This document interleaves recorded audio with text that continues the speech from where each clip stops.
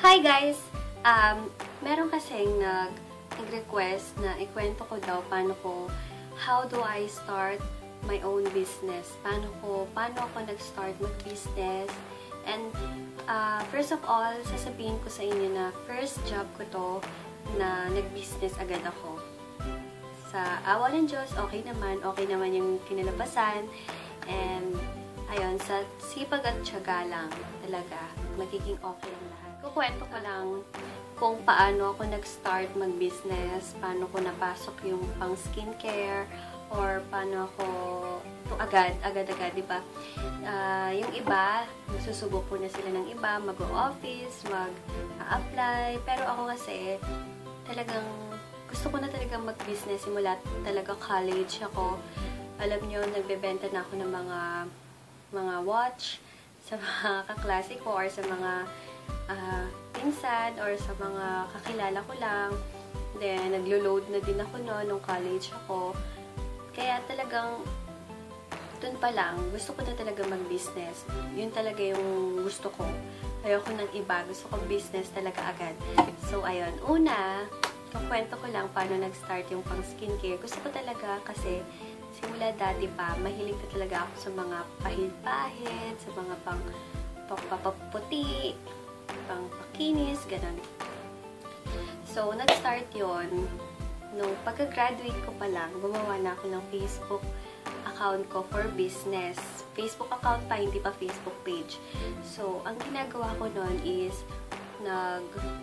binibenta ko pa yung mga benta ng iba. Alam niyo yun, pinopost ko, syempre alam ng mga owner, pinopost ko yung mga picture nung binibenta nila sa Facebook account ko na ginawa ko. Then, ayun nga, syempre tinutubuan ko na lang, ganun. Hanggang sa nakaipon. Hindi madaling mag-ipon, ha? Kasi, syempre, poporsyento ka lang sa mga price na bibigay sa'yo ng mga seller na yon. So, ayun nga, inipon ko lang, talagang hindi ako nanghingi sa parents ko. Hindi talaga ako nanghingi kahit 5, kasi gusto ko talaga once na magbe-business ako, sa aking pera lang, and hindi ako manghihingi sa iba. So, inipon ko talaga, pati mga savings ko, inipon ko. Naglo-load na din ako noon, kaya nakaipon na din talaga. Ayun, hanggang sa nakaipon ako ng certain amount ng pera para kabili ng own stocks ko. Hindi pa own formula. Own stocks ko, bumili ako. Alam nyo ba, ang unang soap ko lang na tinitinda is papaya soap and gluta soap. Yun palang dalawa na yon. Then, ayun, hanggang sa nag-click naman, sa awa ng Diyos nag-click. Then, yun, nadagdagan sila na nadagdagan. So, ayun, basta ipon lang ng ipon hanggang umiikot-ikot lang yung mga puhunan ko. Kaya, ayun, nakabili na din ako ng ibang mga lotion, mga own stock ko. Hindi ko pa own formula, own stock ko ng mga lotion, yung mga scrub, hindi pa YC Skincare. Wala pang YC Skincare doon kasi yan, Castro pa lang yung gamit ko na Facebook account. Then, hanggang sa, ang dami na talagang bumibili, ang dami ng stock. Bale, bumibili na ako dati, nung nagsisimula ako, binibili ko lang na stock ko is 50 pieces na mga sabon.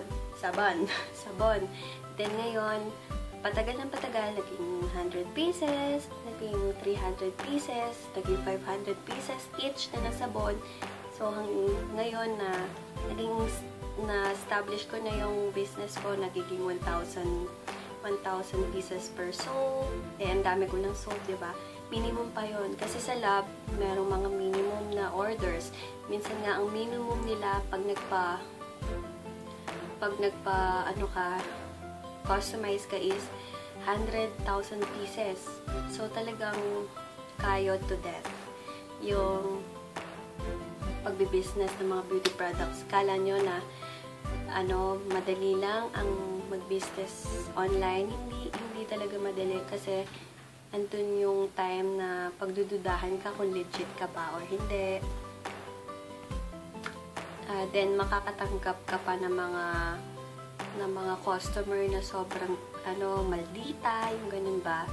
Then, basta marami ka may experience na iba't ibang pangit pag nagbi-business ka. Basta, alam nyo lang silang deadmine or alam nyo lang i-control yung business nyo and alam nyo lang siyang paikutin talaga, magiging successful kayo. Hindi ko naman sinasabi na successful ako kasi hindi ko pa rin nakukuha yung gusto ko. Kasi, pero step by step, syempre, hindi naman sinasabi ko sa inyo na hanggang dito lang ang magagawa. Dapat talaga, step by step, every year, dapat talaga na nakikita mo sa business mo na umaangat siya. So, ayun. Kaya nga ako pumasok sa YouTube kasi gusto ng mga clients ko na sa sarili ko kung paano ginagamit yung products. So, natuwa sila sa ganon. Napansin ko talagang tumaas yung aking sales. Hindi ako magiging hindi ako magsisinungaling doon. Kasi talagang nakikita nila kung paano sila gamitin din. Gusto nila mag-vlogs na ako. So, eto, nag-vlogs na din ako. Kaya, ayun. Ano pa ba? Basta yun lang mapapayo ko. Once gusto nyo mag-business, alamin nyo, ito ang number 1 tip, alamin nyo kung saan kayo magaling. Kung saan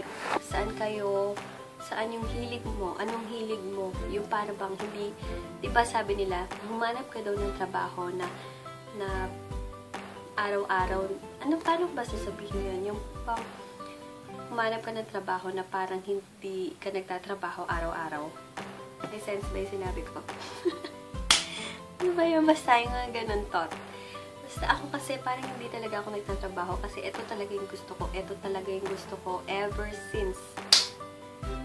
Ito talaga na mag-business. Hindi ako nag-apply kung saan man. Ito agad ang inano ko. Sa awa ng Diyos, naging okay naman, nag-click naman, and wala akong dahilan para hindi maging masaya sa kinakalabasan ng aking business. So, ayun. Ano pa ba? Dinadagdag ko. Basta, maging faithful. Faithful ka sa mga customers mo. And, wag nyo silang dayain. Yun lang yun eh. Basta kung ano lang ang effective, yun lang. Hindi yung i-market mo yung mga tinda na sa kanila, pero hindi naman effective.